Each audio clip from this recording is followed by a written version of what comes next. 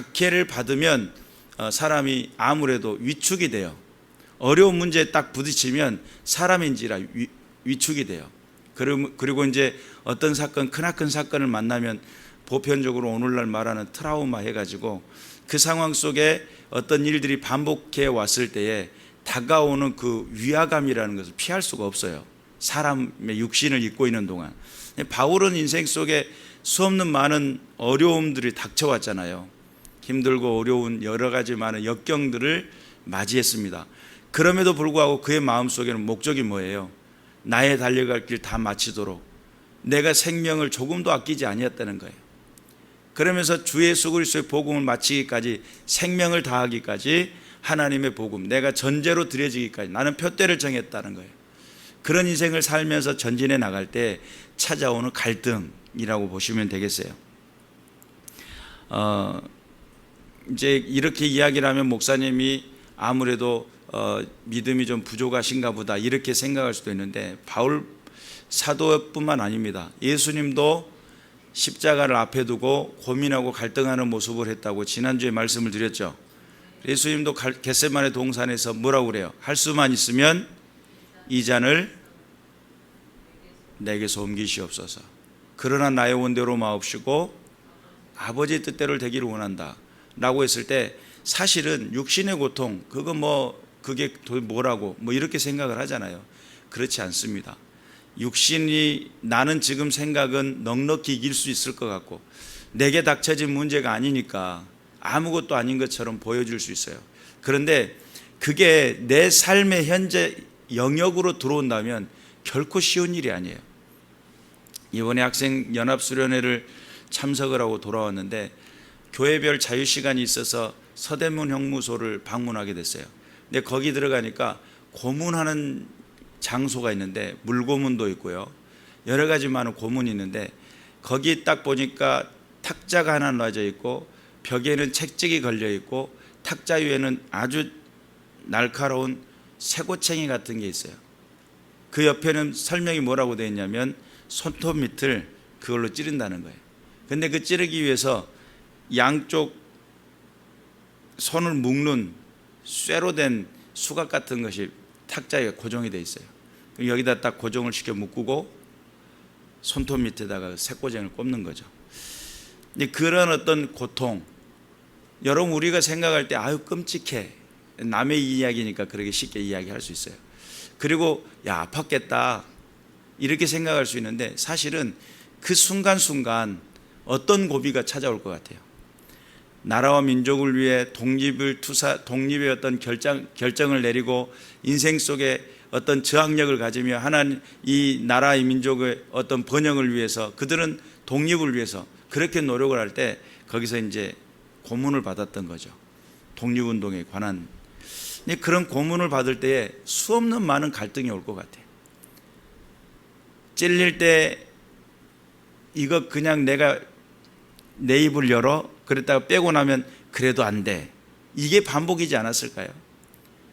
고통을 당할 때 물고문을 통해 가지고 점점 그 고통에 계속적인 고통의 반복을 주니까 거기서 이제 점점 죽어가는 거죠.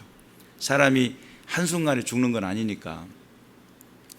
그러니까 이제 그런 상황 속에 그런 어려움들이 닥쳐왔을 때 찾아오는 압박이라는 게 있어요. 그러니까 지금 내가 이제 고문의 순서가 다가오고 아무개 부르기 전에 내 앞에 옆에 사람이 가고 그러면 거기서 기다리는 그 기다림이라는 게 결코 만만치가 않아요. 이제 조금 있으면 내 차례가 될 텐데 라는 그런 생각이 들겠죠.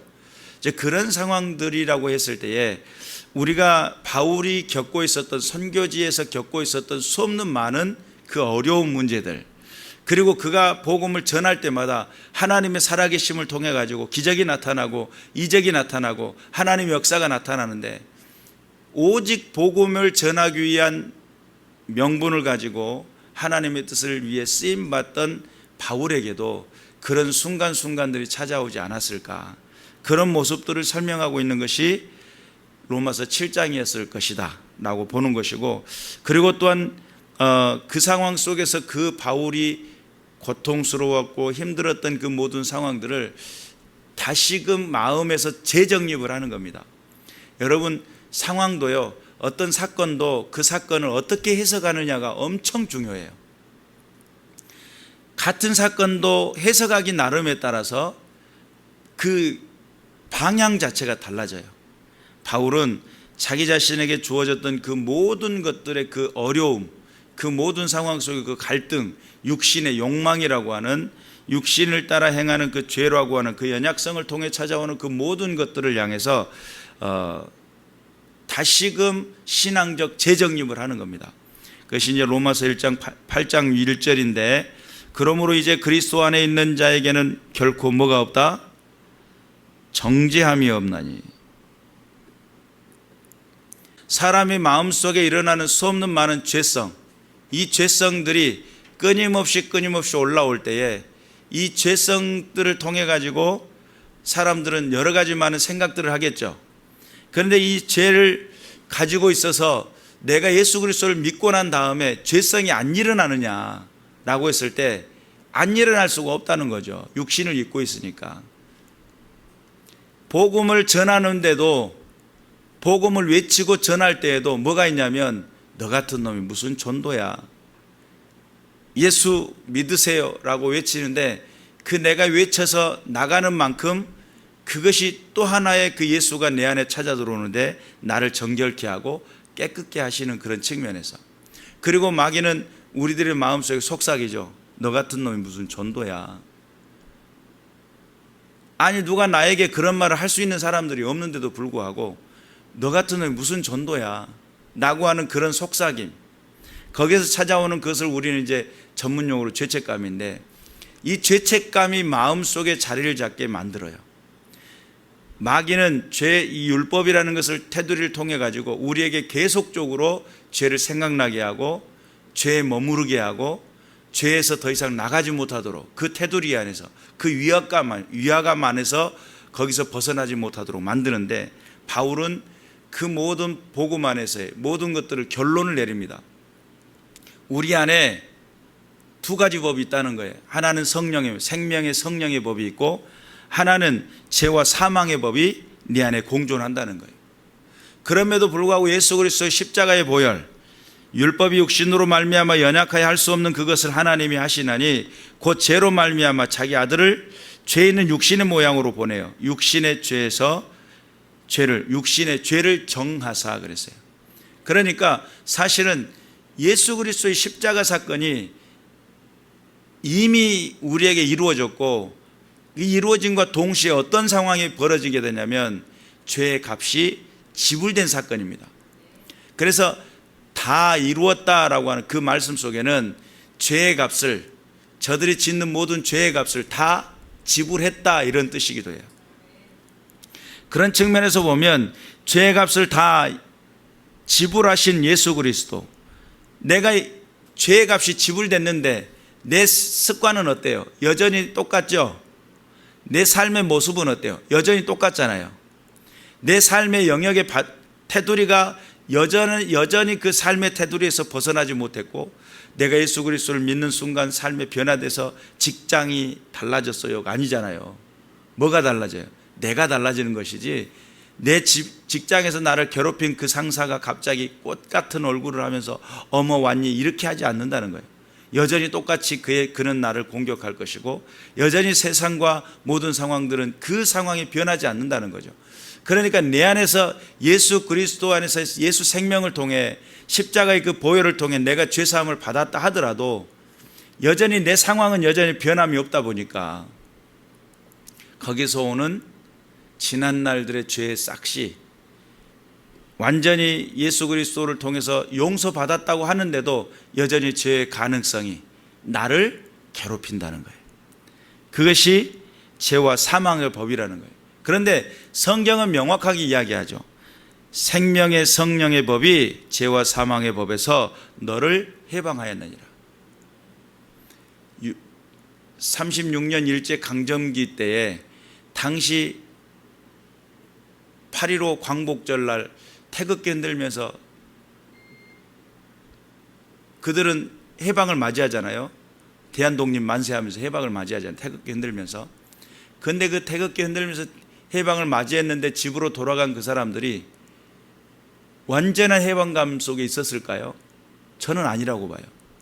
눈 뜨고 나면 또 이것이 다시 일제의 그놈들이 나오지 않을까, 이런 생각들이, 왜냐하면 그 찌들고 그 어려웠던 시간들을, 터널이 긴 만큼 우리들의 삶에 영향력을 끼쳤던 시간들이 길었다는 거예요. 그러니까 지금 당장 합격 통보를 받아놓고 합격인가? 또 전화를 해봐야 되나? 여러 가지 많은 고민들이 교차하는, 내가 생명의 성령의 법을 통해 내가 예수 그리스도를 통해 죄를 용서받았음에도 불구하고 여전히 죄의 가능성이 내 안에 있기 때문에 거기에서 자꾸 리바이벌 하는 거예요. 재반복을 하는 거예요. 이게 내가 용서받은 거 맞나? 이런 생각을 하는 거죠. 그러나 성경은 명확히 이야기해요. 율법이 육신으로 말미암아 연약하여 할 수 없는 그것, 죄를 내 인생 속에 쫓아낼 수 없는 그것을 하나님은 하시나니 곧 죄로 말미암아 자기 아들을 죄 있는 육신의 모양으로 보내요. 육신의 죄를 정했다는 거예요. 믿음의 선포죠. 하나님께서는 우리가 아직 죄인 되었을 때 그리스도께서 우리를 위해 죽으심으로 하나님께서 우리에 대한 자기의 사랑을 확정하죠. 그러면 이것이 믿어질 때에 하나님에서 구원이 이루어지는 거잖아요. 내 안에 믿음이 찾아왔을 때인데, 이 믿음이 찾아와서, 그래서 하나님의 구원은 어떻게 보는 거냐면 믿음을 통해서 보는 거예요. 믿음이 없으면 결단코 이게 내 삶의 해방감으로 안 다가와요. 하나님은 이미 예수 그리스도의 십자가 은혜를 통해서 죄 사함에 대한 선포를 해버렸어요. 다 지불했다, 이렇게 선포를 했다는 거예요. 근데 나는 여전히 빚진 것처럼 인생을 살아가요. 죄의 값을 지불하지 못한 것처럼 인생을 살아가요. 그렇기 때문에 그것을 오늘 바울은, 내 속에는 두 가지 법이 있는데 자꾸 육신의 생각이 자꾸 일어날 때가 있고, 내 마음속에 하나님을 향한 믿음 안에서 삶을 살고자 하는 그런 마음이 두 가지가 함께 공존하다는 거죠. 그러면서 8장 1절에 이제 그리스도 안에 있는 자에게는 결코 뭐가 없다는 거예요? 정죄함이 없느니. 정죄함이 없다는 거예요. 우리가 예수를 믿어도, 예수를 믿고 삶을 살면서 인생을 살다 보니까 여러 가지 많은 상황을 맞닥뜨릴 때가 있어요. 이럴 때도 있고 저럴 때도 있고. 그런데 이럴 때 나도 모르게 어떤 것이 찾아오냐면 그 죄 안에서 죄의 싹이라는 것이 여전히 내 안에서 나를 괴롭히는 거예요. 그리고 마귀는 우리와 늘 소통해왔던 어떤 연결고리가 있어요. 악한 영 어둠의 권세는 내 삶을 찾아와서 내 어떤 성품을 통해서 역사하기도 하고, 내 사건을 통해서 역사하기도 하고, 어떤 관계를 통해서 내 안에 역사해왔던 연결고리들이라는 게 있어요. 연결고리가 있다는 거예요. 그렇기 때문에 그런 부분들을 타서 틈타오는 겁니다. 내 감정에 틈타기도 하고, 내 성품에 틈타기도 하고, 내 사건 속에 틈타기도 하고, 또한 모든 상황에 틈타면서 여전히 너는 변하지 않았어라는 것을 이야기해 주려고 해요. 그러나 예수 그리스도를 믿는 믿음의 사람들은 무엇을 가져야 되냐면, 이제 그리스도 예수 안에 있는 자는 결코 정죄함이 없다 라고 하는 명확한 믿음을 가지고 있어야 돼요. 이게 잘 안 믿어지는데요, 그러면 이것이 믿어질 때까지 하나님 앞에 엎드려야 돼요. 하나님, 예수 그리스도를 통해서 내가 결코 정죄함이 없다는 말씀을 들었는데 아직도 나는 죄성이 있고, 아직도 나는 죄의 간섭을 받는 것 같고, 아직도 나는 악한 영 어둠의 권세의 간섭을 받는 것 같은데 어떻게 하면 좋아요? 도와주세요. 그러니까 이런 관계 속에서 할 때에 생명의 성령의 법이 주장할 수 있도록, 하나님의 살아계신 은혜와 능력이 나를 자유롭게 하고 내 죄를 통해 죄에서 면제시켜 주시며 나를 자유롭게 해주시는 그 놀라운 은혜를 경험하는 것. 그러면 이게 한 번 경험해서 될 것이냐라고 할 때 아니라는 거예요. 여러분, 어떤 사람이 우울증에 걸렸어요. 그리고 이 우울증은 마지막 끝이 뭐라고 그랬어요? 자살이죠. 우울증의 마무리가, 최종 마무리는 자살이에요. 근데 아는 집사님 한 분이, 친구가 우울증이 와서 같이 산에도 다니고 같이 시간도 보내고 그랬어요. 그러니까 그 친구는 집사님을 통해서 계속 만남을, 관계를 하면서 나름 좋아지는 것 같았고 좋은 느낌과 감정을 가졌어요. 그리고 그날도 만나서 이야기하고 차도 마시고 산에도 양을산도 가고 좋았어요. 그리고 집에를 돌아와 헤어졌는데 1시간 만에 연락이 온 거예요. 죽었다고. 내 안에서의 죄의 가능성과 내 안에서의 그 죄성은 나를 밝음에서 어둠으로 끌어갈 때에 그냥 천천히 조금씩 처음에는 끌려가는 것 같지만 순식간에 그 어둠은 나를 덮쳐가지고 나를 무너뜨린다는 거예요. 여러분 안에 있는 죄성이라고 하는 것이 우울증 정도의 수준이 아니란 말이에요.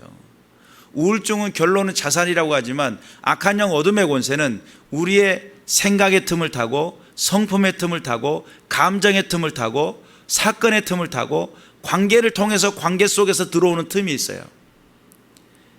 모든 상황 속에 내게 접근이 가능하고 용이한 상황 속에 악한 영 어둠의 권세는 주변에 가까이 있단 말이에요. 그런데 그 가까이 있는 그들을 향해서 예수 그리스도의 생명의 성령의 법이 나를 주장케 하시고 나는 결코 정죄함이 없다라고 하는 분명한 믿음을 가지고 있어야 되는데 이것이 흐려지기 시작하면 나도 모르게 점령을 당한다는 거예요. 우리 율법이 육신으로 말미암아 연약하여 할 수 없는 그것이 나를 점령하도록 내버려 두면 안 된다는 거예요. 내 육신이 연약해서 찾아오는 그것을 이기고 승리할 수 있도록 우리는 깨어 있어야 될 줄로 믿습니다. 육신을 따르지 않고 그 영을 따라 행하는 우리에게 율법의 요구가 이루어지게 하려 하심이라. 율법을 따라 행하지 않고 영을 따라 행하게 되면 율법의 요구를 이루게 한다는 거죠. 예수님 오셔서 그래요. 나는 율법을 폐하러 온 것이 아니라 율법을 완성하러 오셨다. 1.1획도 변하지 않는다는 거예요. 그러니까 말씀이 존재하는 그 자체가 완벽하게 이루시기 위한 하나님의 기본 베이스예요. 그러나 육신으로는 그것을 이룰 수가 없으니까 율법의 요구를 도대체 육신으로는 이룰 수 없다라고 사도들이 그런 결론을 내려요. 예루살렘 총회 때. 우리가 알아야 될 것은 육신의 모양으로 내 안에서 육신을 따라 행하지 않고 영을 따라 행하게 되면 율법의 요구를 완벽하게 이루게 된다는 거예요. 하나님의 말씀이 내 안에 살아 역사하고 십자가는 죄의 값을 치르게 되고 그 죄의 값을 치렀다라고 하는 것은 죄로부터 해방되었다라는 개념이거든요. 그러나 예수 믿는 사람들이 이 부분에 대해서 명확한 확신들이 부족하니까 자꾸 오늘은 천국 갈 것 같고 또 그 다음 날은 천국 안 갈 것 같고 못 갈 것 같고 그리고 또 어떤 날은 기분 좋으면 천국에 예수님이 가까이 계신 것 같고 또 어떤 날은 예수님이 멀게만 느껴질 때가 있고 말씀이 믿어지지 않기 때문에 그래요.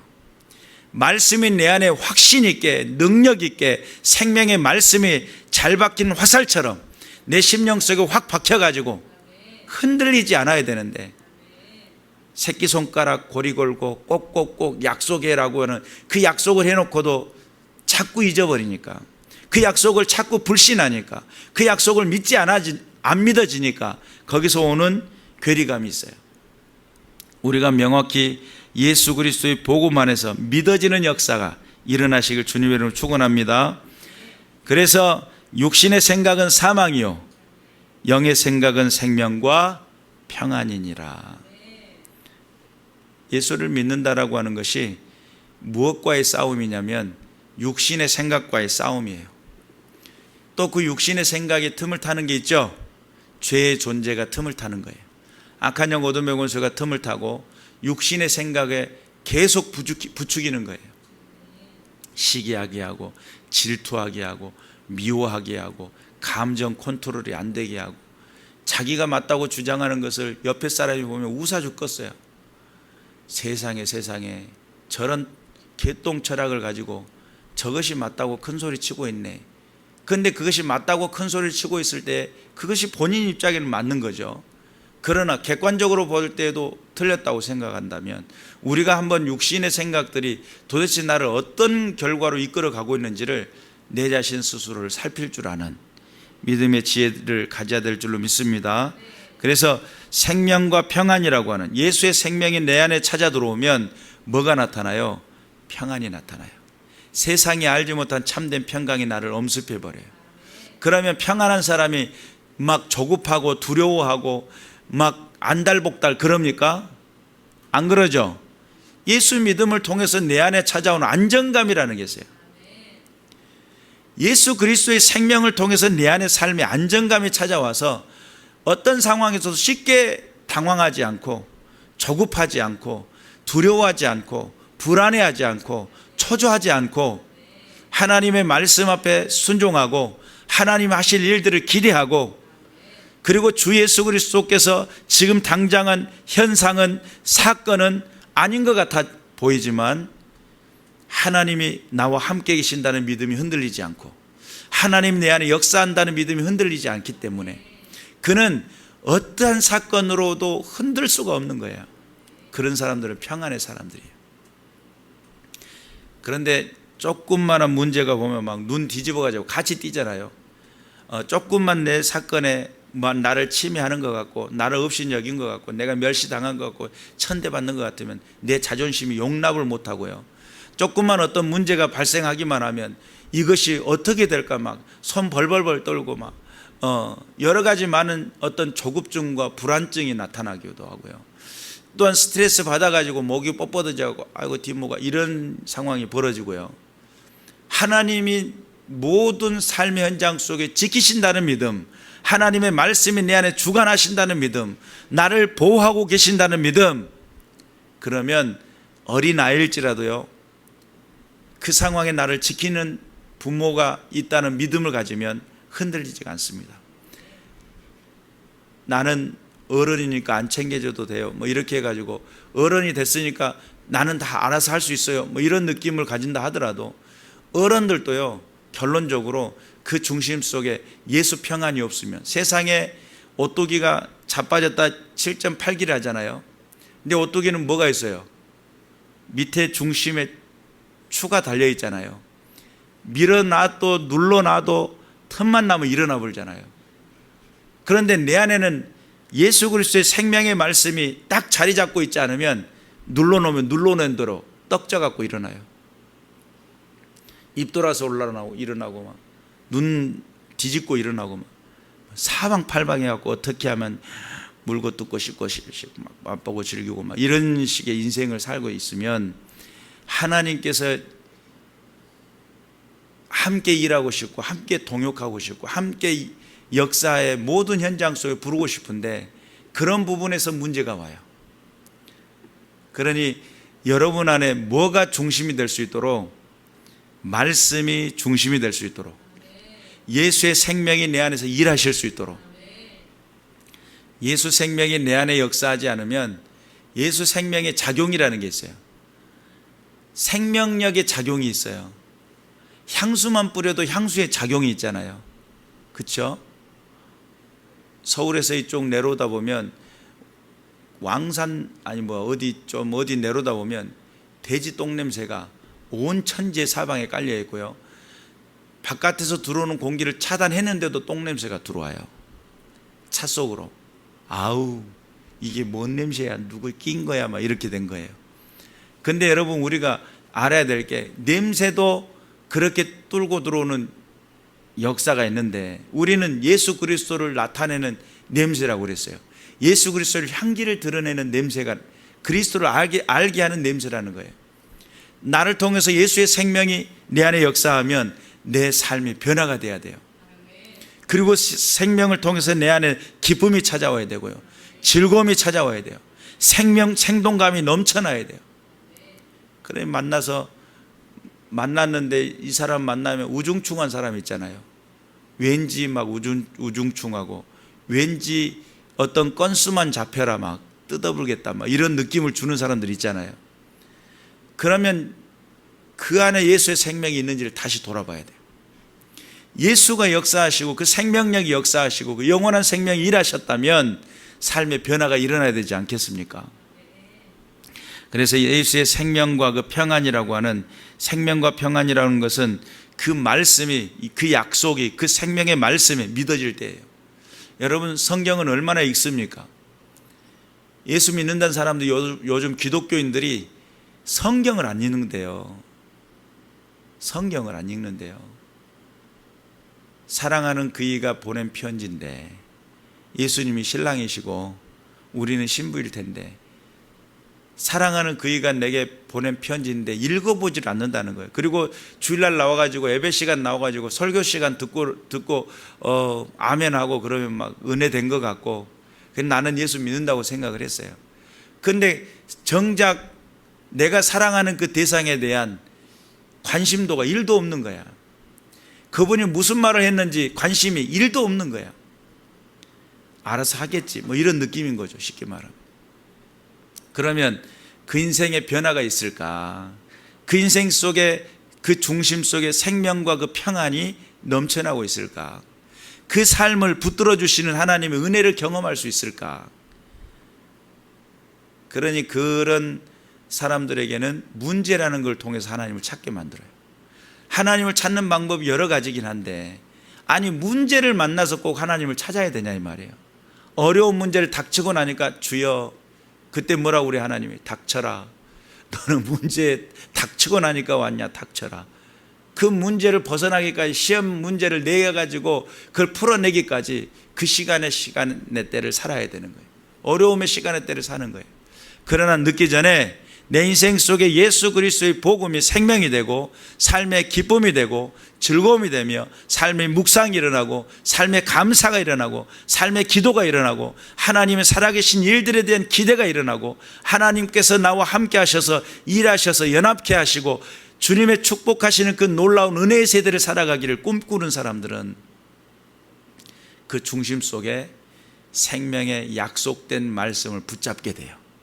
그래서 예수 그리스도 예수 안에 있는 자에게는 결코 정죄함이 없다라고 하는 분명한 확신, 이 확신이 생명과 평안을 준다는 거예요. 그리고 또한 생명의 성령의 법이 죄와 사망의 법에서 너를 해방했다는 것을 믿는 사람들이 그 안에서의 생명과 평안을 누리는 사람들이에요. 내 안에서 그 연약성을 통해서, 육신의 연약성을 통해서 내가 해낼 수 없었던 것을 예수 그리스도를 통해서, 내가 이 하나님의 아들 그 예수 그리스도를 통해서 그것을 모두 다 깨끗게 하셨다는 그 믿음을 가진 사람들이 생명과 평안을 누리는 사람이 되는 거예요. 그리고 또 육신을 따르지 않고 영을 따르는 믿음의 사람들이 하나님 앞에 생명과 평안을 누리는 사람들이 되는 거예요. 믿으시기를 주님의 이름으로 축원합니다. 여러분의 삶은 어떻습니까? 하나님 앞에 예배당에 나와가지고 예배를 드리고 또 찬송하고, 여러분 또 찬송할 때 아는 찬송 나와서 좀 감동되면 눈물 찔끔하고, 그런 정도의 수준이 아니라 하나님과 직접 소통하고 하나님의 임재를 경험하고 하나님이 두근거리는 그 현장을 향하여 나도 함께 두근거릴 수 있고, 하나님이 흘리는 그 눈물을 향해서 나도 함께 동참하며 눈물을 흘리고, 주님께서 세우기를 원하시는 그 교회를 위해, 하나님의 나라를 위해, 하나님의 그 뜻을 위해 주님 제 마음속에, 하나님이 이 세대 속에 부어주시는 그 마음을 제 마음속에 부어주셔서 주의 일들을 감당하게 해달라고. 벌써 사명 부르심의 자리가 달라요. 그러면 그리고 그런 사람들은 사건과 상황을 뛰어넘어요. 감정의 기복이 아니에요. 감정의 기복이 너무 심한 사람들은 좋을 때는 엄청 주를 위해서 헌신할 것처럼 했다가 감정 딱 다운되면 이런 원수도 없어. 이런 원수가 없어. 감정 따라서 하나님 앞에 쓰임 받으면 하나님이 같이 일하자도 조심해야 돼요. 물려볼까 봐. 내 기분 안 좋을 때는 건들지 마세요. 이렇게 돼버리니까. 감정 기복으로 이게 생명과 평안이 있는 사람들은 그것을 뛰어넘어야 맞는데, 그것이 안 돼버리면 주님의 일들을 하기가 어려워요.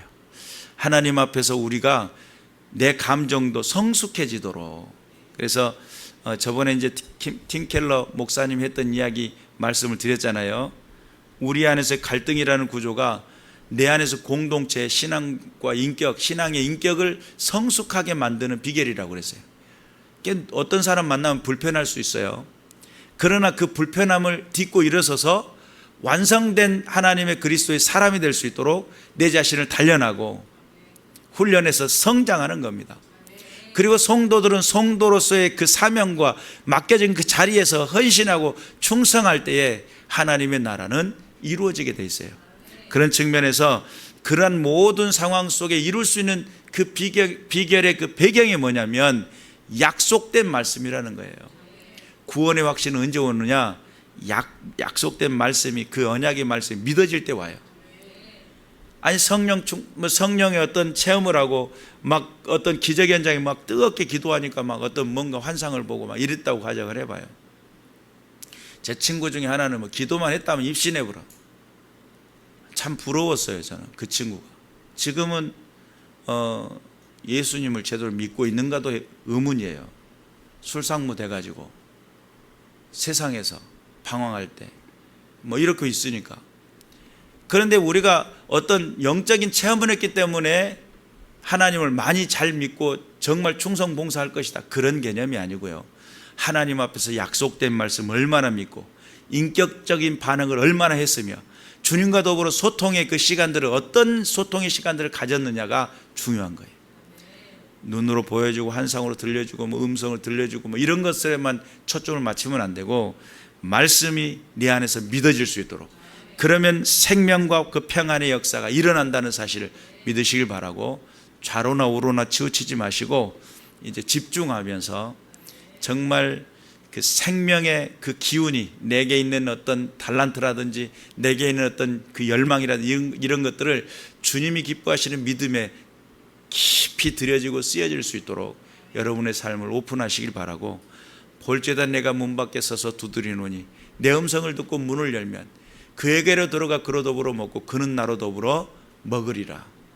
주님과 교제하는 하나님의 놀라운 은혜가 있다는 사실을 믿으시길 바라고, 이제부터는 말씀을 묵상하는 연습을 하세요. 성경 읽는 연습을 하세요. 하나님의 약속된 말씀이 믿어질 수 있도록. 그러면 성장하게 됐습니다. 말씀을 내 안에 공급하지 않으면 영적으로 성장하지 않아요. 이해가 되셔요? 말씀을 내 안에 내가 입술로 이야기하고 고백하면, 내 귀로 듣고 내 머리로 생각하고 내 말씀을 내 안에 공급하지 않으면 성장하지 않는다니까요. 젖먹이 아기에게 젖을 안 주면서 너는 왜 이렇게 안 크냐고 넙떡지 때려봐요. 울기만 하지. 성장이 안 되는 거예요. 내가 점점 건강하고 힘이 있고 든든하게 서려고 한다면, 생명과 그 평안이 내 안에 역사하고 일할 수 있도록 하려고 한다면 말씀을 묵상하고 말씀의 거울 앞에 나를 자꾸 단장하며, 오늘도 제가 머리가 어떻게 됐냐 그랬더니 집사님이 거울을 보여줬는데 내 얼굴이 너무 넓적해 가지고 그 거울 안에 다 안 들어가더라고. 좀 불편하긴 했어요. 본인은 다 잘 보이는데요 그러면서 보더라고. 근데 그것이 말씀의 거울 앞에 내 자신을 점검하고 내 삶의 모습 속에 바로 서고자 하는 분명한 삶의 태도가 있어야지, 말씀이 없는 신앙 없습니다. 하나님의 말씀이 내 안에 역사하실 수 있도록. 교회 가면 성경책 꽂혀 있으니까 빈손으로 들고 오고, 요즘은 스마트폰으로 봐요 목사님. 그런데 스마트폰으로 성경을 얼마나 읽냐 이 말이죠. 말씀을 정해놓고 시간 정해놓고, 요한계시록 1장 3절에는 말씀을 읽는 자와 듣는 자와 그 기록된 대로 지켜 행하는 자는 복이 있다라고 그랬어요. 하나님의 놀라우신 지켜주시고 보호하시는 은혜가 있으심을 믿으시길 바라고, 마지막 때는 성경 읽는 것이 여러분의 삶의 대세가 돼요. 성경 읽고 말씀을 묵상하고 인생 속에 적용하면 그 사람들은 하나님의 보호하심이 따라요. 복 주신다고 약속했으니까. 근데 말씀을 가까이 하지도 않고 감각적으로 믿는 사람이 있어요. 그러면 그 사람은 감각적으로 자꾸 넘어져요. 말씀 앞에 든든히 서시길 바라고, 약속된 말씀 믿어지시길 바라고, 하나님의 살아계신 은혜를 드러내는 저와 여러분 되시길 주님의 이름으로 축원합니다. 기도하겠습니다.